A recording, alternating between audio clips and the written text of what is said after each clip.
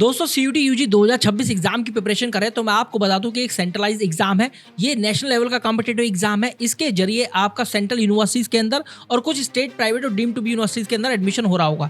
लेकिन ये एग्जामिनेशन काफी कॉम्प्लेक्स है। अभी तक तो NTA national testing agency exam को कंडक्ट कराती है। यूजीसी यूनिवर्सिटी ग्रांट कमीशन इस एग्जाम की करता धरता है और ये एग्जामिनेशन के अंदर हर बार कुछ ना कुछ चेंजेस होते रहते हैं। इस एग्जाम के कुछ अपने सेट ऑफ रूल्स भी हैं हर एक एग्जाम की तरह। तो वो सेट ऑफ रूल्स आपको पहले से पता होना चाहिए before making your study plan या फिर बिफोर प्रिपेयरिंग फॉर सीयूटी 2026। तो इस वीडियो के माध्यम से डिस्कस करने वाले हैं कि यार सीयूटी यूजी 2026 के लिए क्या ऐसे इंपॉर्टेंट रूल्स हैं जो कि एनटीए ने रिलीज किए हैं। सबसे पहला है सब्जेक्ट सिलेक्शन का रूल। तो मैं आपको बता दूं कि एनटीए ने अभी तक आपसे ये बोला है कि आप सीयूटी यूजी एग्जाम में मैक्सिमम 5 सब्जेक्ट टेस्ट का चुनाव कर सकते हैं आउट ऑफ 37 सब्जेक्ट टेस्ट। लेकिन अभी तक ये नहीं बताया कि आप लैंग्वेज में से कितने सब्जेक्ट का चुनाव करें या फिर डोमेन में मैक्सिमम या मिनिमम की लिमिट क्या है। तो ऐसा भी हो सकता है कि आप मैक्सिमम 5 डोमेन में दिया है, लेकिन हाँ ये एक चतुराई नहीं होगी। आप लैंग्वेज में से English language plus 3 domains of your class 12th और उसके अलावा जनरल एप्टीट्यूड टेस्ट का चुनाव करें।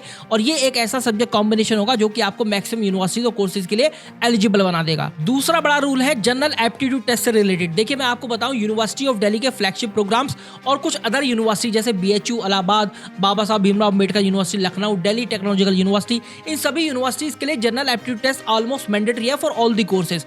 लेकिन यहाँ पर मैं आपको एक बात बता देता हूं, अगर आप लोग ऐसे कोर्स को या यूनिवर्सिटी को टारगेट कर रहे हैं जहां पर जनरल एप्टीट्यूड टेस्ट की डिमांड नहीं है, तो आपका उन कोर्स और यूनिवर्सिटीज के लिए जनरल एप्टीट्यूड टेस्ट का स्कोर पिक नहीं होगा। तो इसका मतलब यह है कि जनरल एप्टीट्यूड टेस्ट के अंदर अगर आपके थोड़े से कम भी मार्क्स आ जाते हैं तो आपके ओवरऑल सीयूटी स्कोर पर कोई भी इंपैक्ट नहीं पड़ने वाला है। नंबर 3 जो कि काफी इंपॉर्टेंट है वो है डोमेन सब्जेक्ट से रिलेटेड।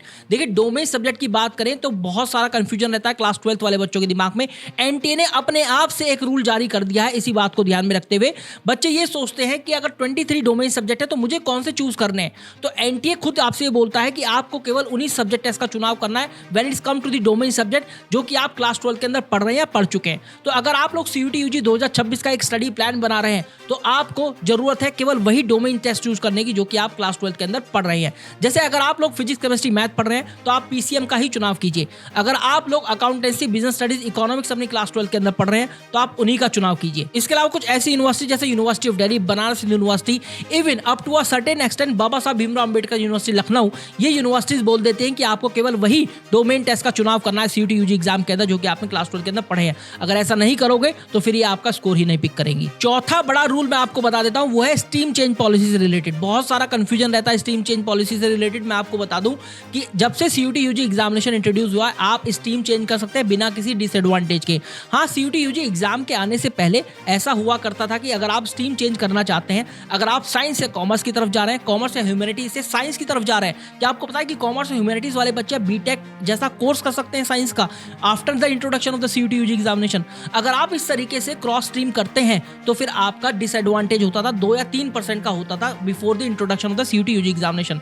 लेकिन अब सीयूटी यूजी एग्जाम आ गया है, साइंस से अगर कॉमर्स की तरफ जा रहे हैं, कॉमर्स वाले बच्चों के भी उतने ही मार्क्स कंसीडर किए जाएंगे जितने आपके किए जाएंगे सीयूटी यूजी एग्जाम के अंदर जितने भी आने वाले हैं आपके मार्क्स। पांचवा बड़ा रूल ये है कि अगर आप बीकॉम ऑनर्स करना चाहते हैं, भाई यूनिवर्सिटी ऑफ दिल्ली से करना चाहते हैं, तो मैथमेटिक्स की रिक्वायरमेंट नहीं है। ऐसा नहीं है कि मैथमेटिक्स मैंडेटरी है। हाँ मैथमेटिक्स एक ऑप्शन वहां पर जरूर है। अगर आप BCom honours university of Delhi का एलिजिबिलिटी क्राइटेरिया की बात करेंगे तो आपको लैंग्वेज टेस्ट में से एक लैंग्वेज ले लेनी है, प्लस अकाउंटेंसी या mathematics as a domain subject होने चाहिए आपके पास। इन दोनों में से कोई एक, और ये क्लास 12th में भी पढ़े हो, सीयूटी यूजी एग्जाम के अंदर भी आपको देने हैं, plus 2 other domains of your class 12। तो आपने देखा अगर आपके पास मैथमेटिक्स नहीं है तो आपके पास अकाउंटेंसी होना चाहिए, आप बीकॉम ऑनर्स कर सकते हैं। छठा रूल सबसे ज्यादा इंपॉर्टेंट है, लेकिन उसको बताने से पहले मैं आपको ये बता देता हूं, अगर आप सीयूटी यूजी 2026 एग्जाम की प्रिपरेशन कर रहे हैं तो आप लोग एक फॉर्म का लिंक दिया गया है डिस्क्रिप्शन फील्ड और पिन कमेंट में, उसको जाकर फिल कर दीजिए।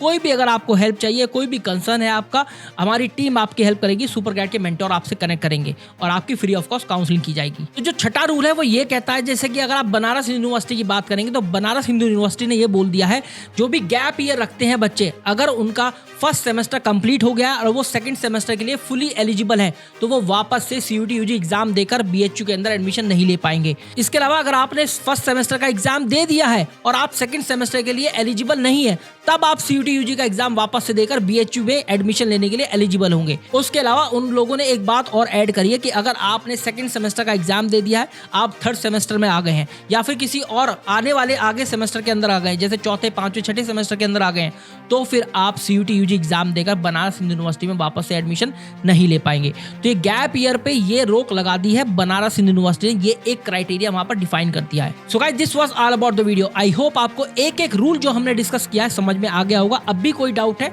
तो do let me know in the comment section box, या फिर आप जो फॉर्म का लिंक है वहां पर जाकर फॉर्म भी भर सकते हैं। हमारी टीम आपसे कनेक्ट करेगी और आपके कंसर्न दूर करने की कोशिश करेगी। Wish you very good luck guys. Like the video, share the video और कमेंट करके जरूर बताइए कि आपको कौन से और टॉपिक पर मुझसे वीडियो बनवाना है।